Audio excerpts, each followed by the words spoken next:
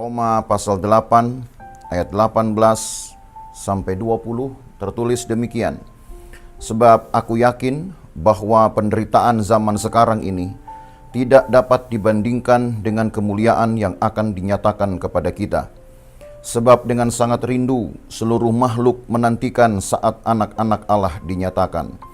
Karena seluruh makhluk telah ditaklukkan kepada kesia-siaan, bukan oleh kehendaknya sendiri, tapi oleh kehendak Dia yang telah menaklukkannya.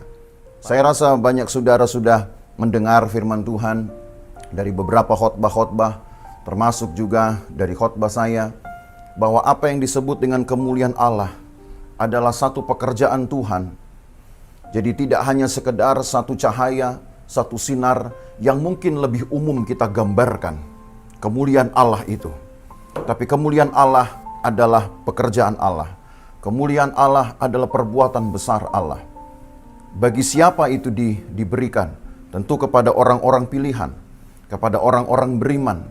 Sebab kemuliaan Allah ketika dinyatakan, itu akan membedakan, akan memisahkan orang-orang benar, orang-orang yang ada di dalam hati Tuhan dengan orang-orang lain di sekitar mereka, di sekitar kita. Kita tidak tahu kapan, atau juga kita tidak tahu seperti apa kemegahan dari kemuliaan Tuhan itu. Apakah sama seperti yang diperlihatkan Tuhan kepada orang Israel? Ataukah lebih besar dari itu? Kita tidak tahu. Tapi seandainya kekuatan dan pekerjaan Allah itu bekerja sama besarnya dan sama bentuknya dengan masa perjanjian lama, itu pun sudah merupakan suatu kemegahan buat kita. Maka ketika Paulus menulis ini, ada kemuliaan Allah yang akan dinyatakan kepada kita kelak. Tapi yang saya mau tegaskan juga, sebelum kita mengalami hal itu, firman Tuhan katakan akan dilalui dulu penderitaan zaman sekarang ini. Kita tidak tahu berapa lama itu. Dan kita tidak tahu sebetulnya apakah penderitaan yang sekarang ini sudah cukup memenuhi kuota, sudah cukup memenuhi apa yang Alkitab maksudkan di ayat 18 ini.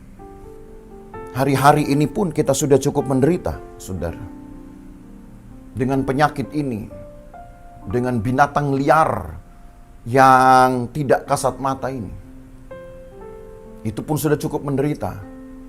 Maka kalau atas kehendak Allah, masa yang berat itu harus terjadi. Menjadi bagian dari umat Tuhan. Menjadi bagian dari orang-orang beriman. Lalu kemudian kita bisa melewatinya.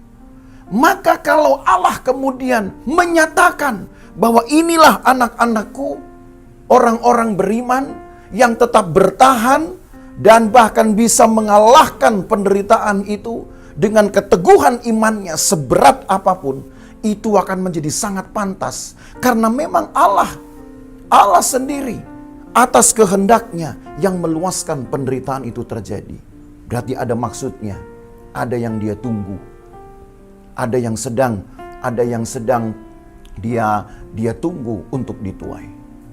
Nah, Bapak Ibu Saudara, kita harus menyadari bahwa kemanusiaan kita seringkali lebih menginginkan hal yang menyenangkan daripada penderitaan. Tapi kalau firman Tuhan sudah menuliskan penderitaan ini harus ada atas kehendak Allah, maka artinya sekuat apapun doa kita untuk meminta penderitaan ini terhalau dari kita, mungkin saya katakan itu tidak mungkin. Maka berdoalah, alangkah baiknya berdoalah untuk meminta kekuatan dari Tuhan. Berdoalah untuk meminta satu semangat yang dapat membuat kita melewati penderitaan yang berat ini. Sebab ini kehendak Allah. Kalau apa yang sudah ditetapkan oleh Allah harus terjadi, maka kita memintanya pun tidak akan mempengaruhi apa-apa. Tapi bukan berarti kita tidak berdoa. Bukan berarti kita tidak menghampiri Allah. Bukan berarti kita tidak bersekutu kepada Tuhan. Allah yang berkehendak penderitaan ini ada. Allah pula yang berkehendak orang-orang beriman melaluinya. Tapi Allah juga mempunyai kehendak agar orang-orang beriman dapat melawannya, dapat menaklukkannya.